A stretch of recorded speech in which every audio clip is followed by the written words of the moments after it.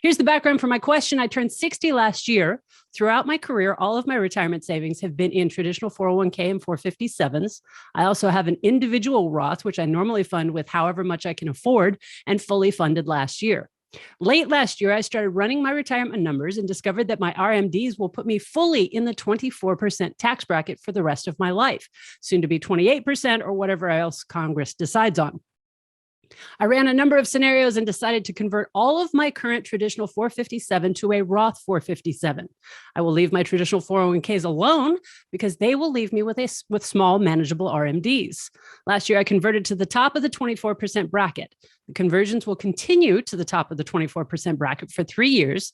Then I'll reevaluate and might convert more in a lower tax bracket in order to avoid IRMA limits after I turn 63. This January, I was using my favorite tax software, which told me I was not eligible to contribute to an individual Roth because of the high income related to the conversion. I contacted my broker and he had the 2021 contributions and earnings returned. Later, I needed some tax prep help for the Roth return in the tax software and posted a question on their forum. A quote unquote tax specialist there told me that Roth conversions don't count towards the income limit for individual Roth contributions. Can you enlighten me on this? If I convert to the top of the 24% bracket, can I still make individual Roth contributions or not? Thank you for your YMYW podcasts. I truly enjoy them. I may write up my whole plan for your spitball review at some point. That's Steve from Seattle, Washington. When people have a lot of money in an IRA or a 401k, they got a tax deduction going in, but as they pull the money out in retirement or they're required to take it out at age 72, that's a required minimum distribution, they have to pay ordinary income on what they pull out.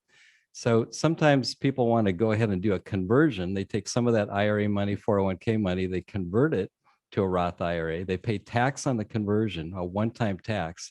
But then any money they take out of the Roth IRA in the future is going to be tax-free, whether it's principal, income, growth, whatever it may be. And it's tax-free for the taxpayer, taxpayer's spouse, taxpayer's kids, beneficiaries. So when you're in a low enough tax bracket currently relative to where you're going to be in the future, you want to think about doing conversions. And Steve, I congratulate you on that.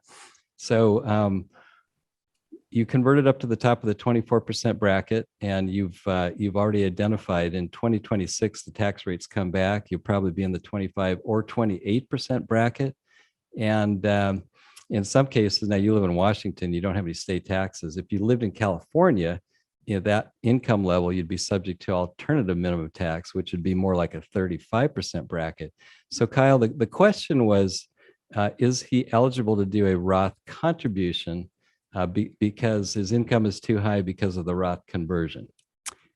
It's going to depend a little bit. The short answer is no, the Roth conversions don't count toward your eligibility to make a Roth IRA contribution, but we also don't know what his income was prior to the conversion. Correct. Right? We need to know his adjusted gross income prior to that. So I would say it's no overall, but it depends on your situation. Yeah. So the takeaway here is that when you do a Roth conversion, it does not count in it as far as your modified adjusted gross income in determining whether you can do a Roth contribution.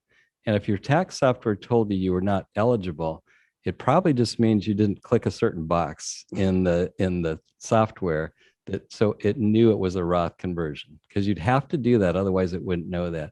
So the tax specialist, as Andy said, the quote unquote tax specialist is correct.